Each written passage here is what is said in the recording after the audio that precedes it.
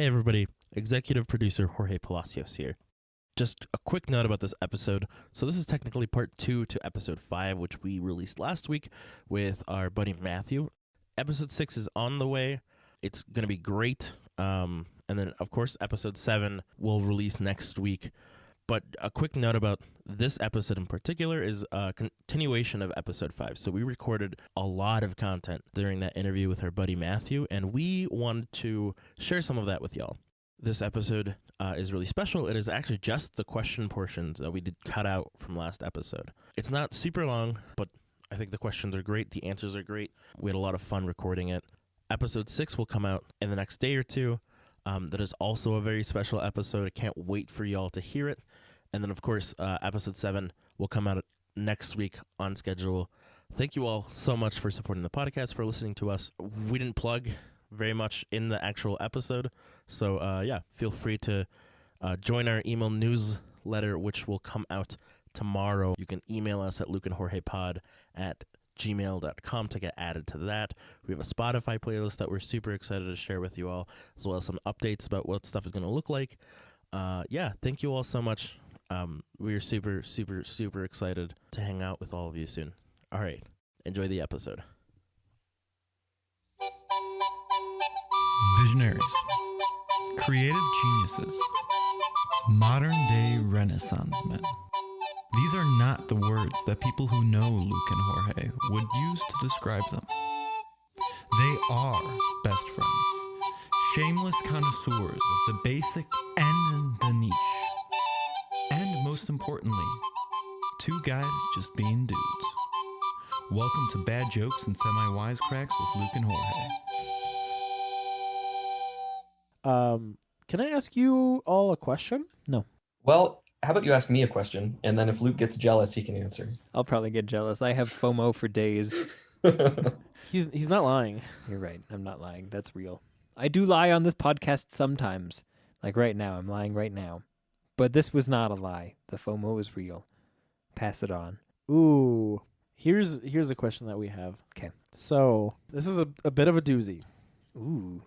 So basically the question is, how do I, 22 male, break it to my fiance, 25 male, that I don't feel ready to marry him because of finances? Write it on a note and then slip it under the door and then leave for like a week and then come back. You know, that was going to be my answer, except I was going to say a month. Okay. Yeah. Right. Leave on a very long trip and maybe do not come back. And wait, actually, I need more information, because is this 22 male is in a good financial state, but 25 male is not? Well, or is it the other way around? I can read you the body of this email because I read you the subject line. Okay, let's get more context. So my fiance and I have been together for 1 year and 3 months, and we've been living together for almost a year. He proposed to me in August, and I said yes. I had my doubts at the time, but was so crazy in love with him that I cast him aside. He is terrible with finances. We're both artists, so that's never been a super high priority for me, and I'm no personal finance genius myself, but I've been consistently employed since I was 18, have some savings, and generally pay my bills on time. He's been unemployed for 2 years now, making ends meet by borrowing money from friends, very occasionally selling art, and most recently, receiving money from his parents, my parents, and me. He is disabled, immunocompromised, and has been unable to work during the pandemic, so I don't fault him for this. However, he's been pushing for us to get married, even asking if we can elope, which I've said no to, and it's been giving me pause. He's being pursued by debt collectors right now, but never answers their calls or even looks into it. He buys a ton of stuff he doesn't need, workout equipment he sees on Instagram ads, stuff for hobbies he picks up and quickly loses interest in, etc. Also, he's accepting $600 a month from his abusive mother right now, which is none of my business, except his mother's offering the money under the belief that it's paying for his rent, which it's not. My parents are paying his rent right now. They offered to pay his rent in part so he could stop accepting money from his abusive parents. I've been feeling lately like the more mature one in our relationship, despite being several years his junior. He's also been wanting us to move across the country after I graduate to New Mexico or Arizona. I said I don't want to move to either of those places, but he's still really set on them. And when I imagine being marooned in the desert with him, I feel dread and fear instead of excitement. Sounds like at least you have some conversations to have I agree. first. That sounds like a lot of conversation. Yeah. Yeah. My first response would be, if you person who sent us this, who sent the podcast, I'm not involved in this at all, this lovely email, at the end you typed out, "I don't want to marry him. How do I tell him?" So clearly you're 90% of the way there. And if you have doubts, you do need to follow your heart, because this is forever. Even if you do eventually get divorced, that is an option, but it is a legally binding contract that will make all of your property 100% his, and all of his property 100% yours. So if finances are your worry, I don't know. It seems like you know the answer already. Or like a massive prenup. The world's Yeah. biggest prenup. It really sounds like the issue isn't money. It's like a Mhm. lack of responsibility. And like a lack of ability to take responsibility. An inability to take responsibility on behalf of the partner. So it sounds like money isn't an issue, and it's not that you don't want this person to be making tons of money. Like, you don't really care about that. What you care about is being able to trust this person to be on top of their stuff, and it sounds like they're really not. And that sounds like it's going to lead pretty long term to some issues if you continue to basically, I'm not saying you're enabling their behavior, but if you married them knowing these things without having a conversation, you would be. And I think you know that because you kind of said as much. That's a really good point. Like, this sort of behavior is probably not going to stop. I don't see anything in 22 Male's email that would indicate that this behavior might stop soon. And I also had a thought. It sounds like 22 Male, you are lying to your parents right now, and that will cause issues down the line, because your parents think that 25 Male is no longer accepting that money from his abusive mother, but he is. So in effect, you're both lying to your parents, and that's just going to cause tension from potential future sources of support down the line. Yeah. You need to keep your support network close. You can't push away your very loving and generous parents. Don't give them reason to fracture that relationship.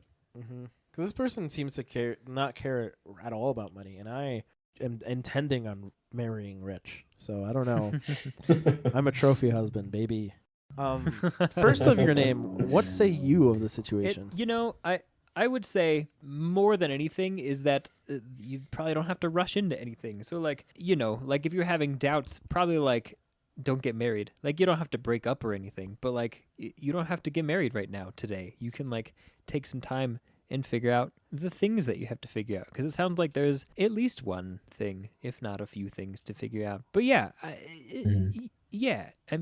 I feel like it would also, if you're like resenting a little bit already that like you're having to do all the like adulty stuff, that's only going to get worse if you get married, if nothing changes. Yeah. That's, speaking as someone who's married, if you're not equals in the marriage, you're going to feel tension. That's something that you need to set as an intention when you enter that contract. When you make those long-term promises, you do need to be equals. Or understand that, there is a discrepancy. Like how I intend to be taken care of for the rest of my life. Yeah. Jorge, your prenup is going to be massive. I sure hope not. Yeah, your future spouse is going to listen to this episode and be like, "Oh, gotta get that prenup going." Well, but again, I'm a trophy husband, and I'm fine with that. Okay. Wow, that was really great. Yeah, That was really productive. we really said some words. I think we That was a great solved- question. Thank you for sending that in. You know who you are. Yeah. I have one last recommendation for 22 Male. I think you should purchase a book by Manisha Thakur and Sharon Kadar called "Get Financially Naked: How to Talk Money with Your Honey." And it was a wedding present to me and Kate that I have read the introduction of, and it was very kind. Was it a really thoughtful introduction?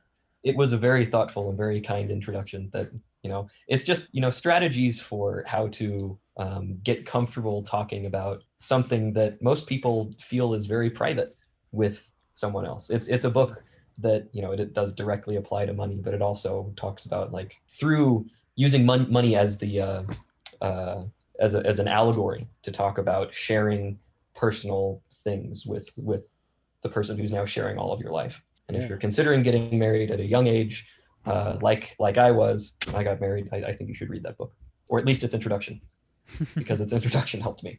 Can I ask one last question? Mm-hmm. Matthew, do you enjoy being married? I do. You know, I actively enjoy being married. Wow. That's. I mean, you can ask me a lot of things about marriage. I haven't been asked if I enjoy it before, which is why I paused a little bit there. But yes, I honestly do. Wow. It's an active source of joy. How great.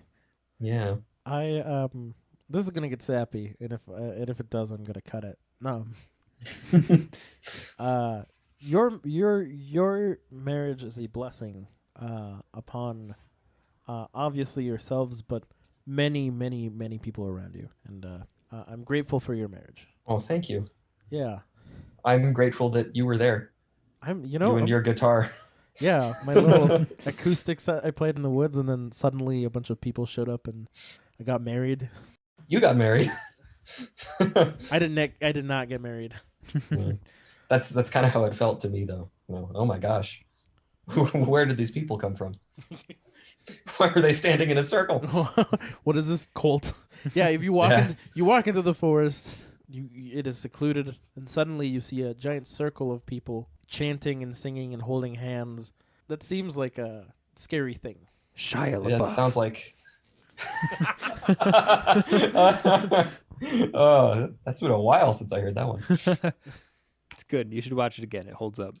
I guess really I will. does. Yep. Yeah, Luke, I'm sorry you weren't there. If I got married this year, you would be invited. Aw, thanks. Yeah. We could have carpooled, Luke. Hey, yeah. Yeah. Somehow this is Luke's fault. I'm sorry, guys. Matthew, next time you get married, I'll carpool with Jorge. You got it. Well, you can come to our 5-year. We're planning on, I don't know, we're tentatively planning on throwing a big party for our 5-year anniversary. Ooh. Partially because we decided to have a pretty small wedding. You know, it was, I think, 50 people, between 40 and 50 people. Yeah. So we thought, once we actually have some cash, let's have the traditional big party. So you can come to that one. Great. This is funny. I had a +1 to the wedding, and I didn't come with a +1 to the wedding. You know, you weren't the only one. So we budgeted for more people than showed up, which Yeah. was kind of nice. I'm glad it wasn't the opposite. On that note, I have one question for you two, Ooh. and it's a self-serving question. Ooh. Because I want to talk about my answer to this question. What is your favorite airplane? Because I have a favorite airplane and it's amazing, and I had never heard about it until like a month ago. You're so enthusiastic about this. I want to hear about your favorite airplane. Okay, well, I'll tell you about mine, and then you can tell me about yours. My favorite airplane is the Boeing P-8, and have you heard of the Boeing P-8? Not even a little bit. It is a super modified 737 that hunts down submarines from 30,000 feet. Wow. That's And if neat. that's not enough to like make your eyes gape wide open, then we don't have a lot in common.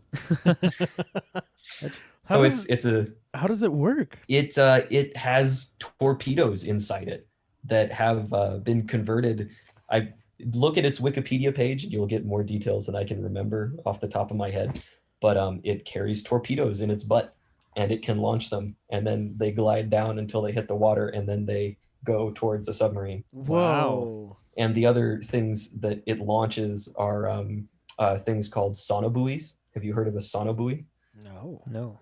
I hadn't either until about 3 months ago. A sonobuoy is something that you drop in the water, and then it sends out sonar pulses and sends the results back to whoever dropped it. So it could either be active sonar, sending out pulses and listening for the echoes, or it could be passive sonar, just listening. And then it sends the results back. So you have this 737 flying around, dropping these buoys. Some of them are on the surface, some of them are 100 feet down, some of them are 500 feet down, and they're all listening. And then you triangulate where the submarines are, and then you drop your torpedo, and it takes it out. Whoa. 30,000 feet. Wow. That's so wild. These planes are like brand new in the aviation world. The first one flew in 2009. That's It's a wild. very, very cool plane. The USA operates it, and so does, I think, Britain and India. You know, everybody wants this plane because it's really cool. That is very cool. I don't know anything about planes, but I have a friend whom I won't name because I didn't ask if I could. But he talks to me about planes a lot because he knows about planes and he works with planes. And he mentioned, I think, something called an otter, maybe, that skydivers jump out of. Ooh. So that seems like fun. One flew over the other day when we were hanging out, and he was like, I think that's the otter. So I'm going to go with the otter. That's my favorite plane. That's a cool. Don't sounding ask plane. me Never any heard of the questions. otter. Me neither, except for this thing. Okay, right follow there. up question. Yep. Just kidding. Okay, good. Because I don't know. I don't know the answer. Wow. My favorite planes are working planes. Good Great. old working plane. They're the planes that drop the water on forest fires. Ooh. Yeah. Big fan. Those are important planes. Those are important planes. They're necessary planes. I guess the Great Planes. The Magic the Gathering planes? Yeah. I'm a big fan of like personal planes. Planes that do the water thing over forest fires are very important, and I love them. I mean, they're my number one. But the number two is the kind of plane, I don't remember what it was, but it was a personal plane, and I flew it with a certified Ooh. pilot. He let me steer, and he also let me land. Wow. He let me Oh, that's land. fun. Yeah, he showed me how. He was like, "I'm gonna pull the thing out, but you're gonna actually do the descent." And I was like, I'm gonna do the what now?" Wow. And he's like, "Don't worry." And I was like, "All right, well, if we die, it's my fault. Sorry in advance." And then we did it, and it was great. No pressure. It was actually so much fun. I did have to do 2 attempts, but on the second attempt, I got us on the ground. Nice. That's super cool. Yeah, That sounds like a lot of fun. it was. It was so many years ago, but I remember it like it was yesterday. Wow. Related question: what is your favorite plane? But not the airplane. Which of the planes associated with the 9 core alignments of D&D is your favorite? Is it the 3 heavens? Of the lawful good? Is it pandemonium of chaotic neutral or whatever? Is it Which is your Arcadia? favorite? Arcadia. That's like the lawful neutral, isn't it? It's Or it's the chaotic good. chaotic good. Okay. Yeah, that's where the elves go, I think. No, I'm a You need big, to look up this chart. I'm a big fan of the astral plane. The glue, The glue. that holds it all together. Yeah, that's- D&D space. D&D space. I love D&D it. I love space. D&D space. I've been to D&D space Yes, a few times. A few times. Yeah. I don't know if you can tell how much I like D&D space. Yeah. It comes up a lot in our little campaign. Right. It has. Both real and spiritually. Yeah.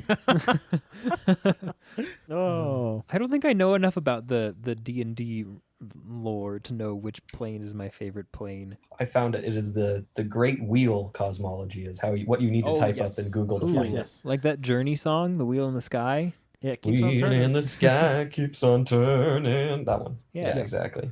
There's a bunch of planes. It's because There it's are a more than bunch just of the them. 9. It's like Mount Celestia is the other one I was thinking of. Yeah, I forgot. I think there's planes that are halfway between 2 alignments, and there's no neutral plane. Oh. So that makes, what would that be? 16 total? Yeah. Wow. Yeah. I think genuinely, I think the Abyss is terrifying, but it's like the lore of the Abyss, specifically the lore of like between the Abyss and the 9 Hells, that they're like connected because Yes. of shenanigans. I love so much. And And Asmodeus, the residents have beef with each other because of it. oh yeah, demons Yeah. keep getting into the 9 Hells, and the devils are upset about it, and they're like Right. sending like generals back and forth to fight it out. And like Asmodeus is having none of it. Like I think that's so funny. It is funny. Yeah. Well, and It like is the funny. demons all in the Abyss, have beef between each other because it's chaos. So they're all Right. trying to grab as much power as they can in the infinite number of levels of the Abyss that exist. They're all just trying to get as much of the pie for themselves as they can. So there's infighting there, but they have one common enemy, which are the devils, who are like so organized in the most Mhm. terrifying way possible. Man, I could talk lore for days. I could too. There. I have a more clear answer on which of the 9 hells is your favorite. We might have to cut this for the kiddos. Which of the 9 hells is your favorite? Which of the 9 hells? Ooh, Yes. Are these the 9 realms that I'm the lord I sure of? hope not. If you are, I hope you're not. Yeah. Let me see. I don't remember the name of the 9 hells, but I do have that book. I don't remember the names either, but I know there's a fungus one, and that one's the best. Ooh, I like the one that I think is my personal favorite. Is Cania, which is the like ice plane right before you get to the very bottom Mm-hmm. in Nessus. Because Avernus is whatever. It's kind of a free for all. No, my favorite is the ice plane. That's like one of the lower down ones. And because when you think Gotcha. of hell, you don't think of a place that's very, very cold. Right. That's Um, true. But I definitely do, having lived in Colorado for most of my life. Again, my people are from the desert. Right. Yeah. I don't have a favorite Minalros hell. is apparently the one I'm thinking of. You know, that's probably fine. Maybe that's good. No. Even. Well, thanks. Maybe one day I'll be more educated on the things, and then I'll have a favorite hell. We can talk about lore. We can watch a video on lore after this if you Okay, want. great.